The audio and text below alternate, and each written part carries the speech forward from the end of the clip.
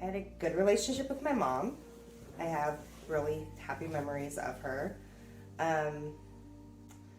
I think that we were alike in a lot of ways, like personality wise. My mom, she was a very creative type. She was artistic. She loved music, and I love all of those things as well. And so I think like that's what I got from her, and that makes me happy. You know, we had a pretty, I think, normal mother-daughter relationship. I grew up in Southern California in the 80s. I was the oldest of 3, so I had a younger brother and a younger sister. And yeah, we didn't have a traditional family dynamic, but that was very normal to me because that's what I knew. My dad was not in the picture ever, and my brother and sister's dad was also not ever in the picture. And so my childhood was my mom and my brother and my sister, and we moved in with my grandpa, or her dad, when I was 4. And she was a really big hippie in the 70s, and she had a college degree, and she wasn't working for a while, and she went back to work, and it was the whole like working woman of the 80s thing.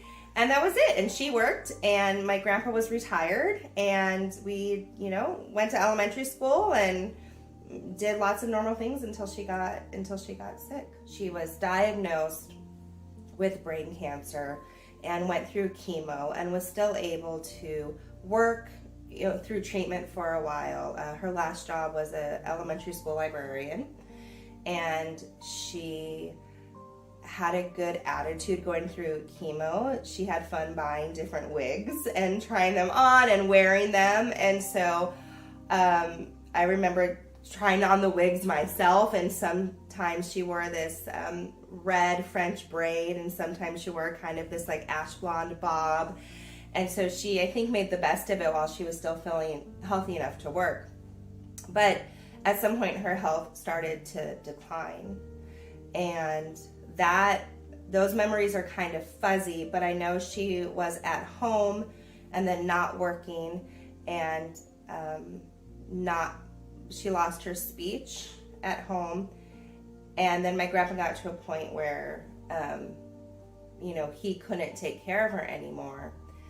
And whenever he found out that her brain cancer was terminal, that the treatment hadn't worked, I remember my aunt and uncle were there, my cousins were there, and I was there, and my siblings, and we were all in the den, and he shared the news with us that it was terminal. And I remember not knowing exactly what that word meant, but knowing that it was bad.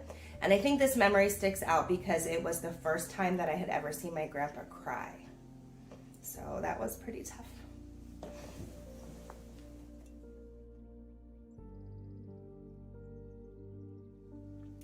He had told me later in life that he felt that he was not present enough in his own children's upbringing.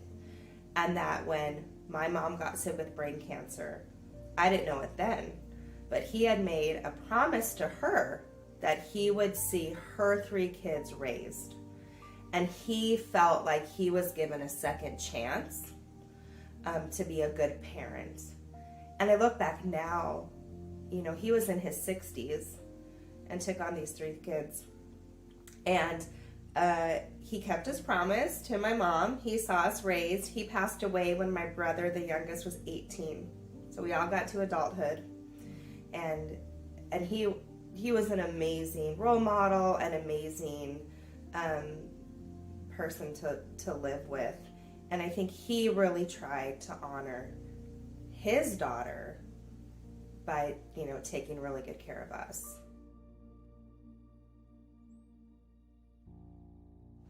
I remember the year that I turned 38, which was how old my mom was when she died. I remember thinking, I did not realize how young it still was. And then I remember the year that I turned 39 thinking I got to live older, you know, became older than my mom. So I don't think that I have ever read specifically or listened to or used a resource on, about the loss of a parent, the loss of a mother, and partly think I was really young when it happened, but after my mom died, we did not go to counseling. We didn't see a therapist. We didn't see anyone to talk about that. And part of it was she died in 1990. And so I think, kids in therapy definitely was a thing, but not as common as it is now. And also then our grandfather was the parent. I mean, he was born in 1922. He wasn't of an age where he's like, let's go get counseling. For as loving a person as he was, I think, and he did the best that he could, but his solution was to not talk about it. So we didn't use resources. Resources were not given to us. And in fact, conversation of our mom just stopped immediately following her death. When I became a mom at 30, I was ready to be a mom. I was so happy to be a mom. And there are definitely times that I wished, oh, this would be cool, to have my mom here so she can be grandma. That was a role she never got to play. I don't think I grieved her absence when I became a mom. I definitely longed for her to be there so I could share that with her. I, tell my kids about their Grandma Kathy. I feel like I don't have a lot of stories, to share. So I do what I can, but I think when you're 11, when a parent starts to get sick, and then you don't talk about them for a few years, I think there are things that are definitely lost, but I do love to talk about her. And I probably don't talk about her as much as I should. I probably don't share as much as I should, I think. Because it seems so long ago. It seems like another lifetime. It seems like another world. I think there's a strength that women who have lost their mothers have because they have to have it, right? Right.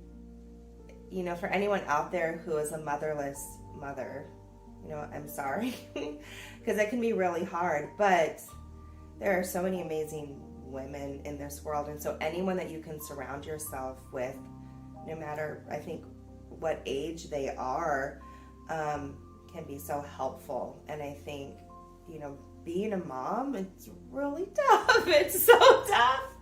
And maybe I'm saying that because I have a teenager right now.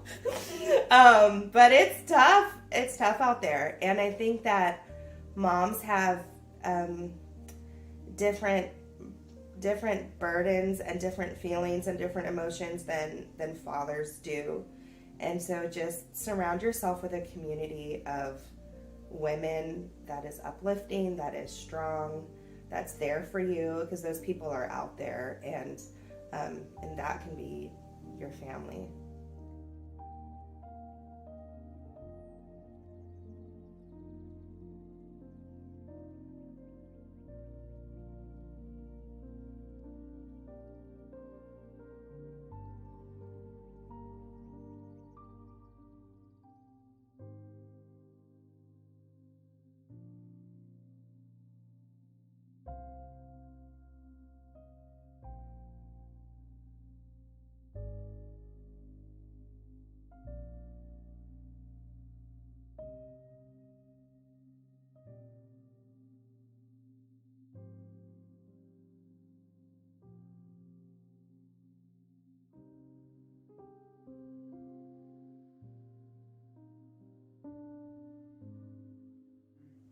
She had so much interest in my life when I was a kid, when I was growing up. And so when I did a lot of things when, I was in a lot of activities and stuff, and she was so supportive. And so, like, figure skating, I remember is when I did figure skating lessons, and she, like, became the biggest figure skating fan in the country, you know, all of a sudden because she wanted to support what I was doing, and she did the same with every interest I had. So it's mostly just about her just being so interested in what I liked because she knew that I loved it. So that's yeah, lasts for me. Can you walk us through your own grieving process of losing your mother and how you coped with that loss? Yeah, not very well, to put it mildly. Mostly it's been avoidance, I would say, and it was at the beginning for sure. I did a lot of crying, of course, at the beginning. I became a master at crying in public. Like, I'd be in a public place and people around me, and I'd figure out how to cry if it hit me at a moment or whatever, and try to keep my face straight or whatever. So that was the thing I did quite a bit in the beginning. But since then, I'd say, yeah, just mostly avoidance. I mean, I've never seen a therapist. I've never read books. I've never really tackled the subject in any way. So I'm going to say avoidance has been my technique. I remember you warning me after my mom died about spending. About spending? Money. Yeah. Like. Oh, yeah. Can you talk about that? That was, yeah. I don't remember that until you said it just now. Yeah. I spent a ton of money after my mom. So my mom and I, one of our shared loves was shopping, and she was a very passionate shopper, and so am I. And so, both for the reason of it being a shared, thing that I associated with her, and also I'm sure just as a coping mechanism, I spent a ton of money when she died, just buying stuff, and obviously trying to,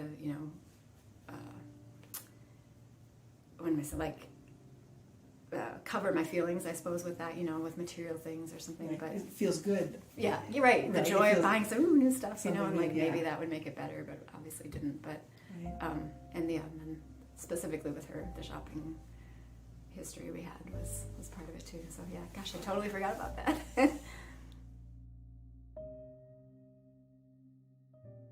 I'm aware of them. I'm aware of the anniversaries when they come up, but I don't. It's kind of changed a bit over time. Like, I was a little more, acknowledged them a little more fully closer to her death, but as the years have gone on, it really has become just it's a date I know in my head and I'm aware of it, but I never, fully acknowledge it or do any special activities really to commemorate it, so to speak, but I just kind of note it in my head. And my wedding anniversary is on the same day as my mom's funeral, June 10th, and so that is always a struggle of hey, we're celebrating your anniversary, but it's always in the back of my head. I always have that as the sad thing, so it's kind of hard to reconcile those two things at the same time. Are there any lessons or insights that you've gained as a motherless daughter that you would like to offer to others? I would just say appreciate your mom while you have her, because you never know.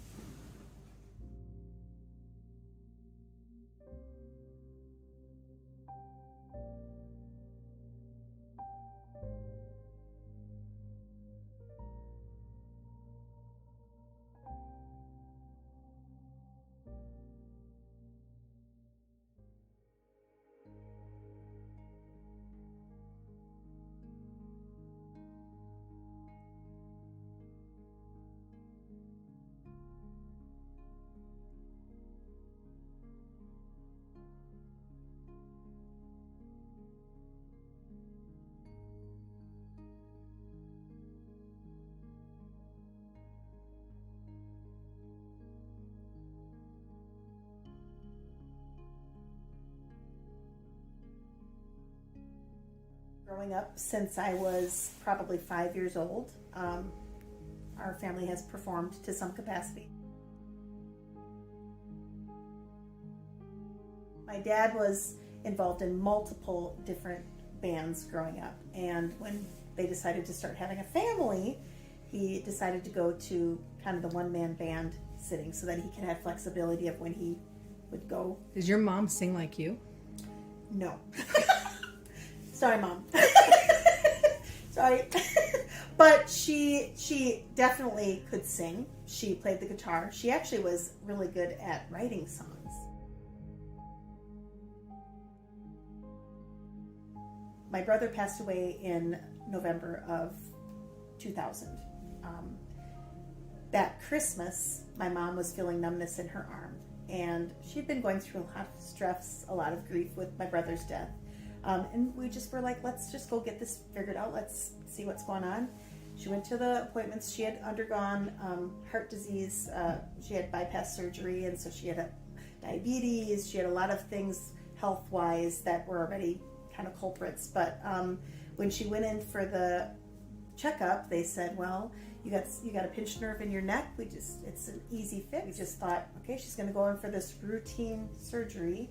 And after the surgery, or during the surgery, she ended up having a stroke. After the first stroke, I actually had called her right after she had gotten out of surgery, and we talked, and she was like, yeah, I'm feeling okay, but, things were kind of a little, we're a little bit scary and blah, blah, blah. But then after that, I don't know how many hours it was or whatever, but it wasn't long after that, and she had a second stroke. And after the second stroke, they had said that she was not going to, she had no brain function and wouldn't be able to have brain function again.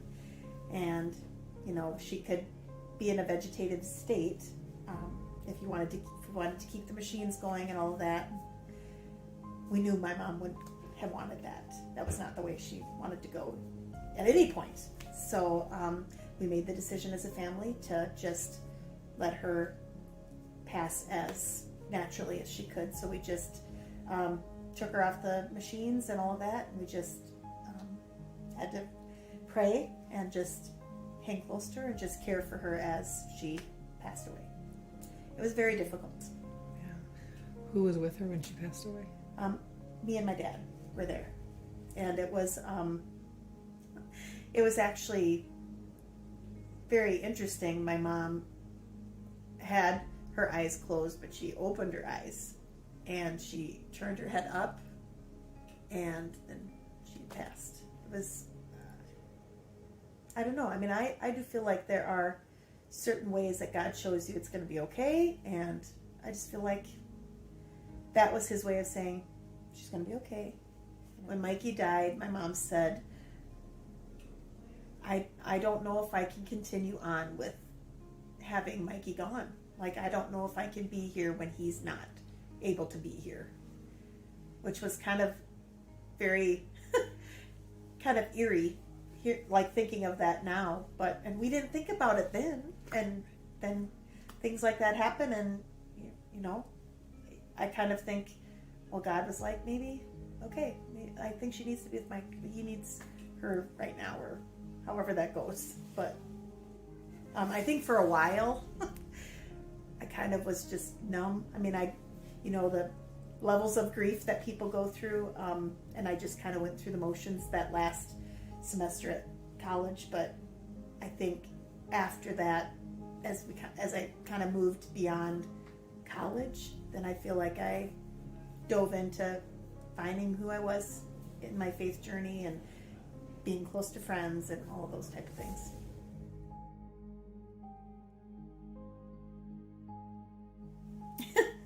Well, a lot of my siblings say that I am basically my mom, which, thank you, Mom, because to be able to give my kids just even a little piece of her is just really important to me, because she led such a legacy that I want my kids to experience. Just unconditional love and just support and just determination to just be the best person you can be, to make the world better than we have it, like to leave it better than you found it, is what she always said.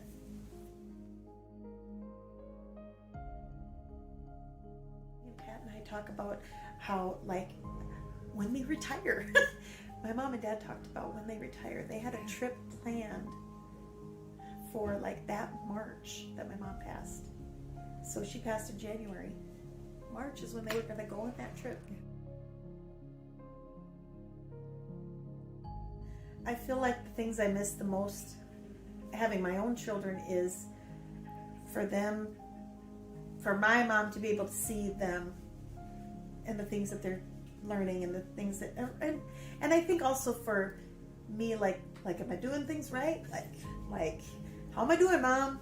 Just reassurance, knowing hopefully I'm making her proud. Hopefully I'm instilling things in my children that she would be supportive of and would be proud of. Yeah, I think that like, even if you know you're making the right decision, you want your mom to tell you you're doing a good job. Absolutely. And even if you know she would say you're doing a good job, you want to hear the words. Yep. Absolutely. Yeah. I think every child that we have had has increased my understanding of why my mom loved so hard. I mean, she loved so hard. There's no other love like being a mother and seeing something that you have created with someone that you love very much, that is parts of you and parts of her and parts of family members. And there are things that I see in my kids that I'm like, oh my goodness, that's just like Mikey would be just like that. He would say that. He would do that. Or things that I have done that I'm like, oh my gosh, my mom said that all the time. Like, I just think that it was kind of, I think it was a blessing that we are given to be able to still see those pieces of our loved ones in our children. And honestly, probably my saving grace, honestly. I mean, I've always wanted to have kids, but I don't think I really realized the love I would have for someone until having my own. Do you talk to your kids a lot about your mom? Or does it come up randomly? Or do you not really talk that much about her? No, I talk about her all the time. Because I think it's important for me, I think in my grief process, to continue to be able to say the things that I loved about her, not forget about her. Memories fade if you don't keep talking about them and mentioning them. And I want them to, even if they know that she was like me or I'm like her, I want them to see that's the kind of love she gave. That's the kind of person that she was. We all are mothers leaving a legacy. If we're having children, we're leaving that legacy with our kids, whether our moms are here or not. What do you want to leave? What do you want them to remember about what you're teaching them? What do you want them to remember about what you have for faith? What do you want them to remember about making the world better? Like, I guess I would say to those mothers, try to be that.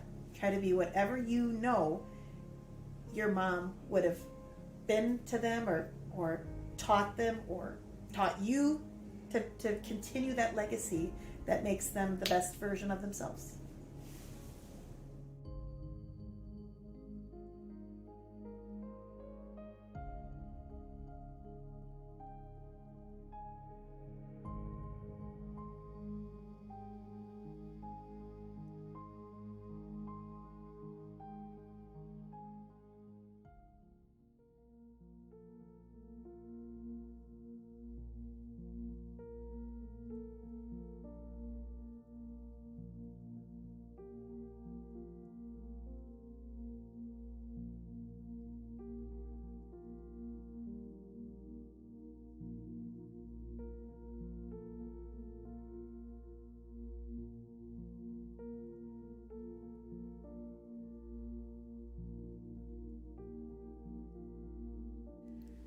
I think the most memorable moments of my childhood center around my mother, and they're usually of her laughing and just full of joy.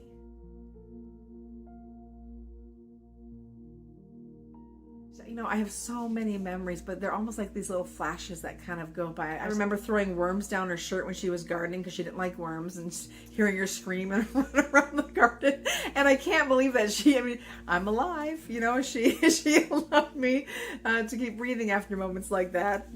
And like when I was sick, she would take care of me. When I was a senior in high school, I got really sick. I got West Nile, which became encephalitis, and she took such good care of me. But the doctor gave her orders, and I think I drank like 4 bottles of juice a day because he said make sure she stays hydrated. So she was doing a self-breast exam when she found a lump, and she was like, oh boy. And so she got out of the shower, she told my dad about it. They went to the doctor, and immediately he knew that it was cancerous. And the doctor was really upset. He actually went back to look at her last mammogram because it had only been 7 months beforehand, and there was nothing. And so, of course, that was an indication that it was pretty fast moving cancer. So she just within a short period of time had a biopsy, and then within a week she had a mastectomy, and they removed her right breast. And during that procedure, when they did the mastectomy, they also checked the lymph nodes, and at that point had found that it had spread and that it had gone to her liver and to her bones. She was in Sioux Falls doing treatment, but then she decided to go to Rochester, to Mayo, and they were doing experimental treatments, and she signed up for it. And I remember I asked her one time, I'm like, Mom, some of these treatments are brutal. Like, why are you doing this? And she said to me, because Sherry, someday if you get breast cancer, this might be the research that can save your life. And so she did it. The hardest thing for me when my mom had cancer was the waiting, the anticipation of the death. The grief started before she died, and it was like, is this the last Christmas? Is this the last birthday? You know, is this the last Valentine's Day? And every event felt like you had to just absorb it completely because it might be the last one. And then I remember thinking at one point that maybe when she died, there would be a little bit of relief. Maybe this anticipation, this dread that was always kind of there, I would feel this relief. And then she died, and it was devastating because it didn't feel better. It felt worse. And I think it was just hard to get through that. It was the hardest thing I've ever had to get through.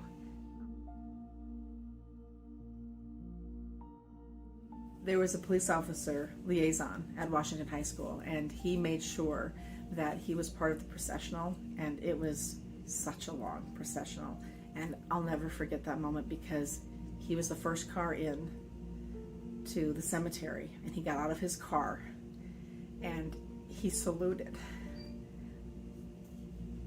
He saluted as my mom went by, and he held that salute until the very last car went through that cemetery. And that's how everybody felt. I mean, everybody knew that she was this amazing woman, and there were so many people that wanted to give tribute to her. It was incredible. And you carry on. You have to carry on. But I remember driving to work afterward and thinking, why hasn't the world stopped? The world is supposed to stop, but it didn't. And I understood that it had to go on. And so it was just a slow process. If my mother was the closest person to me, the most important person to me, and she got sick and she died, well, then anybody can. And so I think that at a young age, I lost that feeling of security, of people, that you love, that they'll always be around, and that innocence. And I mean, I was in my 20s. I wasn't a child, but it definitely had an impact in that I have to, I guess, remind myself to try to live in the moment and not anticipate something bad's going to happen in the future.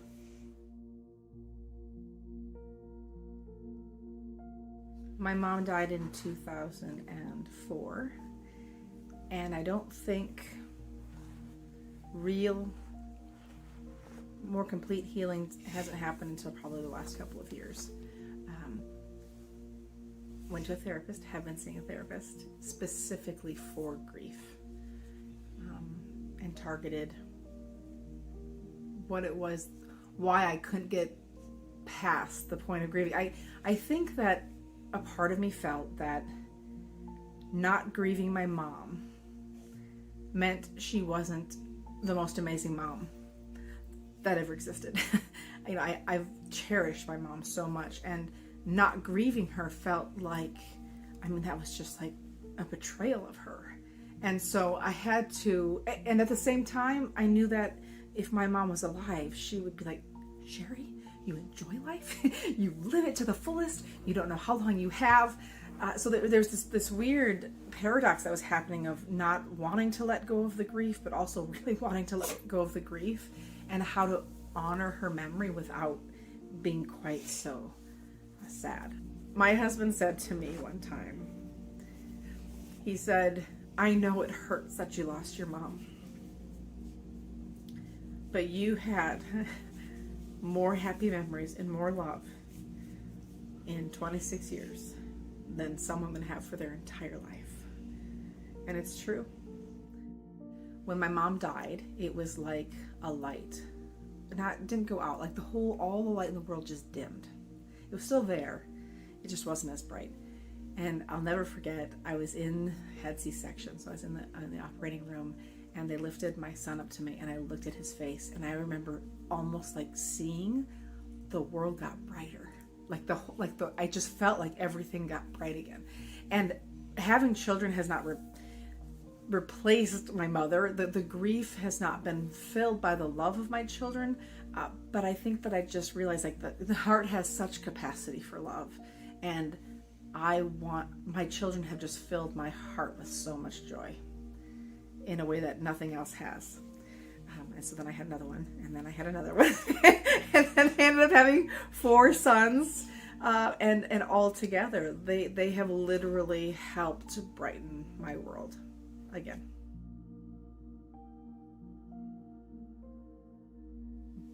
But my life would only be better if she was here. It would just be better. And my mom, at the end of her life, said to me, she said, "I have had a wonderful life. I just want more." And the problem is, I want more. I want more of my mom. And it's weird. It's like these moments where I'll be somewhere and I'll see a mom and her child, her daughter, and her child. And it's like this just aching emptiness in the core of my heart, because my mom died before I had children. So it's like that her absence is this longing for stories and memories that will never come to be. So I miss her, but I miss all of the potential memories that we would have made together.